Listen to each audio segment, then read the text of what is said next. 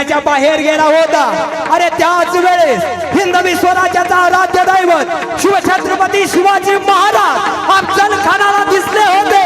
तसा खान उद्गारता चला, कृष्णा जी ये आगे से चलकर आ रहा है. कौन है ये, कौन है ये? इसका तेज तो बहुत दिख रहा है. कौन है ये?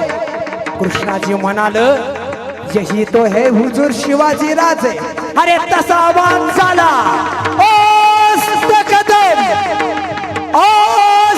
कदम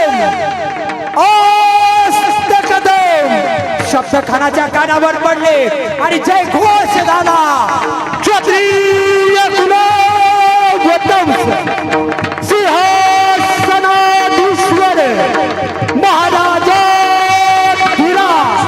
श्रीमंत श्री छत्रपती शिवाजी महाराज की जय.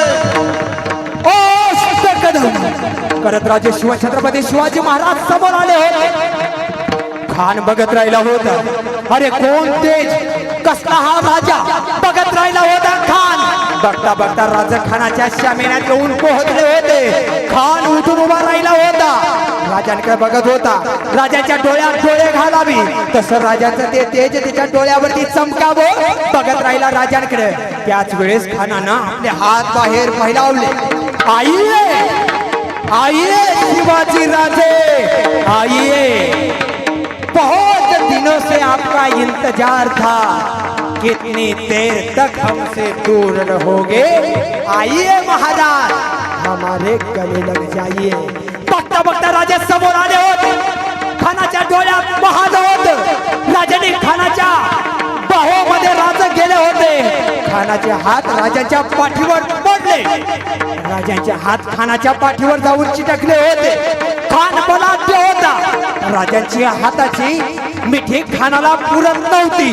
खानानं मात्र राजांच्या अंगावर हात ठेवला होता. राजानं कूस बदलली तसा खानाच्या मनातला कपटीपणा बाहेर आला. खानानं कट्यार उपसली, राजांच्या पाठीवर वार केला. अंगरखा फाटला, डोक्याची जाणीव झाली.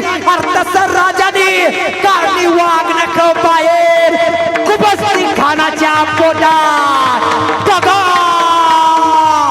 दगा करून खान उद्गारता झाला. खानाचा कोठा राजानं एका सेकंदात फाडला. पोटात रक्त खाली ओघळायला लागले होते. खान उद्गारत होता, दगा किया का भरले, दगा किया का भरले.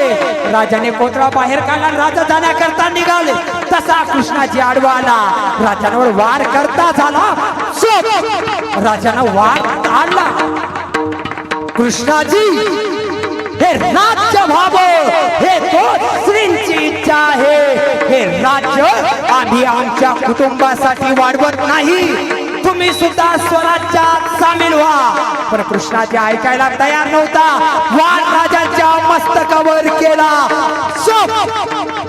राजांच्या मस्तकावर वार झाला. रक्ताची चिळकांडी उडली. राजाने कृष्णाजी छाटला. राजा बेसावध. त्याच वेळेस एक दानपट्टा धावत आला. राजांवर वार करणार. पण त्याच वेळेस दुसरा दानपट्टा चित्याच्या सफाईनं धावत आला.